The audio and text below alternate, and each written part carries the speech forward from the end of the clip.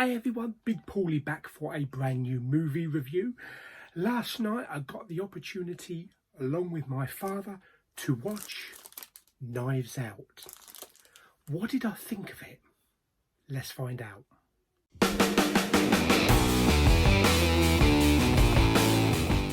Okay, so Knives Out is the new film from Rian Johnson. Yes, the man responsible for the ever popular The Last Jedi. Basically, this is a whodunit movie. This is like the board game Clue, or Cluedo, whatever you want to call it. There's a whole host of actors in this film. So what's the film about? Okay, right. It stars Christopher Plummer, who plays a character called Harlan Thrombey, who's got this big family. He's a big-time successful author, lives in this big old mansion, like an old haunted-looking mansion. And he has a very interesting selection of family members, sons, daughters, grandchildren, things like that. The cast is fantastic. We have Jamie Lee Curtis, who is outstanding in this film. She doesn't have a huge amount of screen time compared with some of the other characters, but when she's on screen, she is just so great to watch. We also have Chris Evans, hot off Captain America, plus Michael Shannon, who's really good in this as well. He's always great in anything. Plus Don Johnson, yes, Miami Vice himself, as well as Toni Collette and Catherine Langford as well. We also have Ana de Armas, who plays Christopher Plummer's living full-time nurse as well.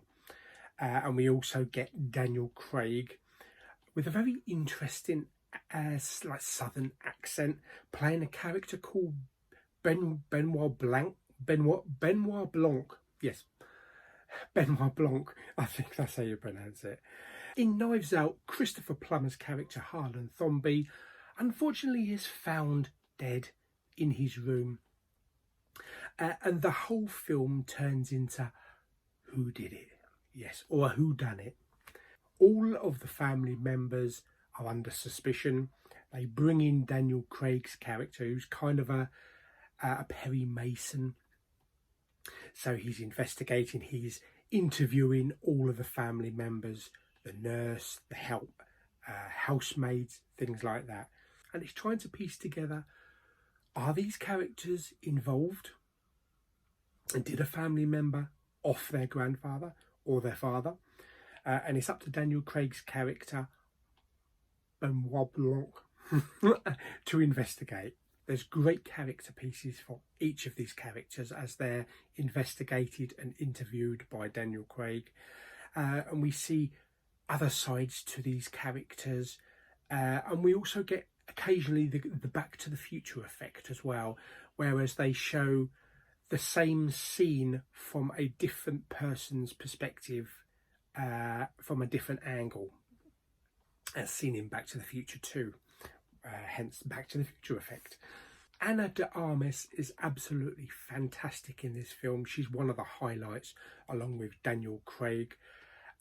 She has an unfortunate tendency to throw up when she tells lies, though, and that makes it for interesting viewing because you never know what she's going to say. We also have an appearance from Frank Oz, yes, Yoda himself, who plays the reader of the will after Harlan's death. And I have to say, the will was one of the highlights. The will reading was one of the highlights of the film, and one of the funniest scenes. And I was just hoping that all of these squabbling family members were going to be put in their place when it comes to something like the will reading, and it didn't disappoint. So far as Daniel Craig's character's concerned, it did take a little while to get used to his accent, but once you're in with this character and you're following him, it's totally engrossing. And even though No Time to Die is going to be Daniel Craig's final Bond, he's not going to have to worry about being unemployed, because this is a character that can go on in multiple films. They've already confirmed there is a Knives Out 2, which will also be starring Daniel Craig again as Benoit Blanc. And I can see this character being like a Perry Mason for movies for years to come. Different stories, you know, different investigations, and a bit like Poirot as well. So yeah, I can see this character becoming really popular in years to come. As I say, all of the cast are outstanding. It's one of the best ensemble casts for a single movie like this for a long time. And every actor was cast perfect for their role, and I wouldn't have changed not one character. The story is gripping. Sometimes it's edge of your seat. It's intriguing. You never know who's been involved. You never know how the story is going to go, and you just watch these characters and you just follow Daniel Craig's character. And yes, Daniel Craig and Ana de Armas are the two highlights of the film. Funny, they're both going to be together again in a couple of months in No Time to Die, so that's going to be really interesting. But as a whole, as a Rian Johnson film, because I know many people were probably nervous when this film first came out, if they didn't like The Last Jedi. I personally liked The Last Jedi because it had Porgs. And I liked the way that Rian Johnson started to take the franchise a little bit different. But we're not here to discuss Star Wars, we're here to discuss Knives Out. How is the picture quality and the sound? Okay, so I watched it in 4K. Picture quality was fantastic on the most part. Now, it's a digital film, so Rian Johnson's usually filming with cameras, you know, so he's normally on film, but he went with digital for this one. The interior of the house looks fantastic. Each room has its own atmospheric look, and I just love the whole creaky old mansion look to it, and there's hardly any grain at all. It's such a clean image, even in the dark images where the blacks are really black. The sound, because I watched it downstairs, I used the sound bar, so I didn't get a full widespread sound with this film, because there is a Dolby Atmos soundtrack, but it sounded really good, and I will try it again just for the soundtrack, the Dolby Atmos soundtrack in the cinema room. My only grumble with the actual picture quality, which I noticed through the entire film, there was a picture wobble. Yes, the entire image of the film was like that all the way through. Not that much, but kind of, yeah. I mean, if you specifically looked at certain parts of the screen, it wobbled. Now, I tried it with a 4K, which was what we watched. I also played the Blu-ray. It did the same as well.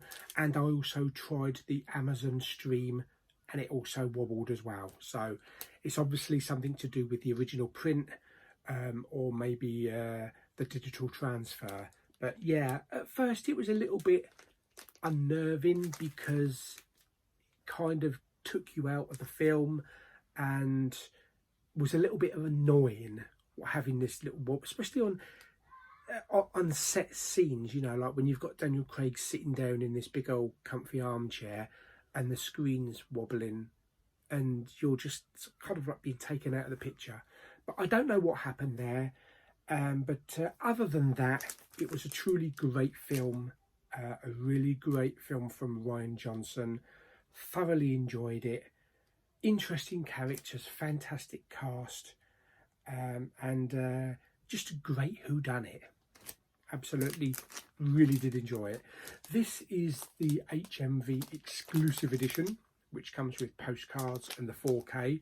There are lots of special features in here, including an audio commentary, an in-theatre commentary, deleted scenes, Making a Murder, 113-minute multi-part documentary, a Ryan Johnson Planning the Perfect Murder featurette, director and cast Q&A, and Meet the Thombies viral ads. So absolutely fantastic special features. And this version is still available on HMV. I think it's either a Cine edition or an E edition, I can't remember. But yeah, Knives Out. Thoroughly enjoyed it. So how would I rate Knives Out on a scale of 1 to 10? I'm going to give Knives Out 9.5 Daniel Craig accents out of 10. Yes, had a lot of fun with it.